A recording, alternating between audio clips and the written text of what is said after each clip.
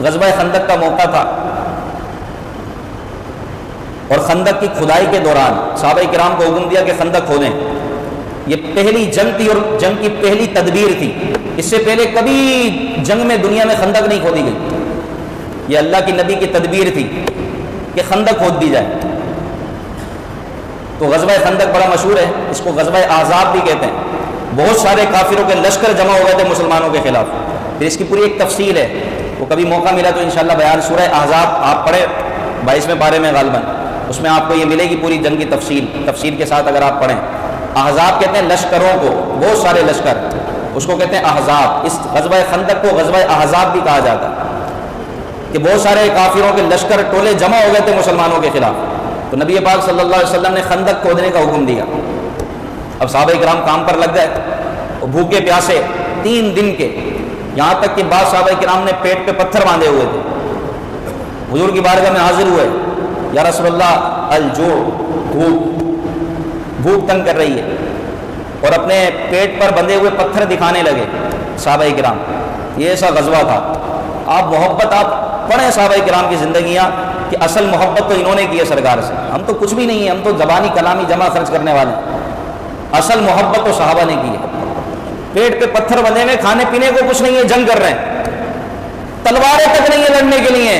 اسلام کی پہلی جنگ غزوہ بدر، تلواریں نہیں ہیں، نیزے نہیں ہیں، کھانے پینے کو کچھ نہیں ہے، اور وہ کافر اس وقت کی سپر پاور کے خلاف جنگ کرنے کے لیے نکل پڑے، کیونکہ ان کو تلواروں پر بھروسہ نہیں تھا، نیزوں پر بھروسہ نہیں تھا، نبی پاک صلی اللہ علیہ وسلم پر بھروسہ تھا۔ اس نبی کے وعدے پر بھروسہ ہے کہ اللہ ہمیں فتح عطا فرمائے گا، اور مسلمانوں نے جنگ جیت لی۔ اسی طرح غزوہ خندق ہوئی تو اپنے پیٹ کے پتھر دکھانے لگے صحابہ کرام کہ ہمارے پیٹ پہ پتھر بندھے میں بھوک کی وجہ سے۔ نبی پاک کی بارگاہ میں حاضر ہوئے تو میرے آقا صلی اللہ علیہ وسلم نے اپنے شکم اطہر سے جب کپڑا اٹھایا تو میرے آقا کے شکم اطہر پر 2 پتھر بندھے ہوئے تھے۔ بھوک کا یہ عالم تھا۔ اس خندق کی کھدائی کے درمیان ایک چٹان آ گئی، یہ بھی بخاری ہے، ایک چٹان آ گئی، اس کو بڑا کوشش کی گئی توڑنے کی، کسی سے نہ ٹوٹے۔ صحابہ کرام تھک گئے، پھر بارگاہ رسالت میں حاضر ہوئے، عرض کیا رسول اللہ یہ ایک چٹان آ گئی ہے جو ٹوٹتی نہیں ہے، ایسی پتھریلی چٹان ہے کہ ہم اس کو پھاوڑا مار مار کر تھک گئے لیکن یہ نہیں ٹوٹتی۔ نبی پاک صلی اللہ علیہ وسلم نے پھاوڑا لیا اپنے ہاتھ میں۔ صحابہ کہتے ہیں کہ ہم نے دیکھا کہ نبی پاک خود اترے اور اپنے ہاتھ پہ پھاوڑا لیا، جس کو آپ کلہاڑی کہتے ہیں، اپنے ہاتھ پہ کلہاڑی لی اور اس چٹان پر ماری۔ جیسے ہی وہ ضرب اس چٹان پر پڑی، وہ چٹان ریزہ ریزہ ہو کر پاش پاش ہو گئی، جو کسی سے نہ ٹوٹتی تھی۔ میرے آقا صلی اللہ علیہ وسلم نے ایک ضرب میں اس چٹان کو ٹکڑے ٹکڑے کر دیے۔ اللہ اکبر، یہ تھی طاقت۔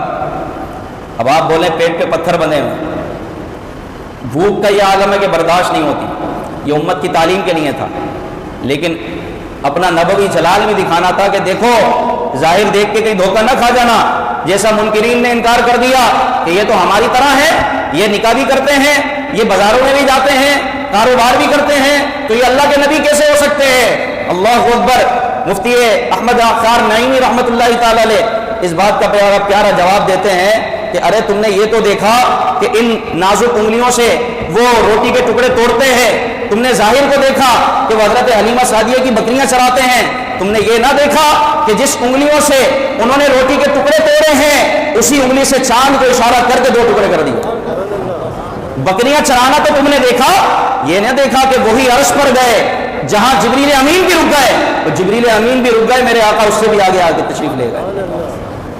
تو حضور علیہ الصلوۃ والسلام نے بارہا اپنے معجزات کا اظہار فرمایا کہ اس لیے ایکم مثلی، تم میں سے کوئی نہیں میری طرح نہیں ہے، تم میں سے کوئی میری مثل نہیں ہے۔ یہ کون کہتا تھا کہ یہ نبی تو ہمارے جیسے؟ یہ کافروں کا قول ہے۔ یہ کافر کہا کرتے تھے، قرآن آپ پڑھیں، وہ کہتے تھے یہ رسول تو وہ ہیں جو ہماری طرح کھاتے ہیں پیتے ہیں، یہ ہماری طرح ہے، یہ تو ہمارے جیسے بشر ہیں۔ لیکن صحابہ کہتے تھے لم ارا مثلہ قبلہ ولا بعدہ، یا رسول اللہ آپ جیسا نہ ہم نے کبھی پہلے دیکھا نہ بعد میں دیکھیں گے۔ اور حضور نے صحابہ سے ہی فرمایا ایکم مثلی، تم میں سے میری مثل کون ہے، میرے جیسا کون ہے؟ میری شان ہی بہت نرالی ہے۔